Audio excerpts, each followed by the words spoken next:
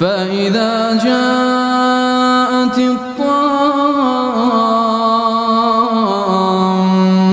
الطامة الكبرى يوم يتذكر الإنسان ما سعى وبرزت الجحيم لمن يرى فأما من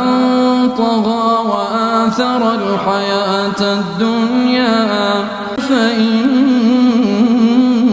الجحيم هي المأوى وأما من خاف مقام ربه ونهى النفس عن الهوى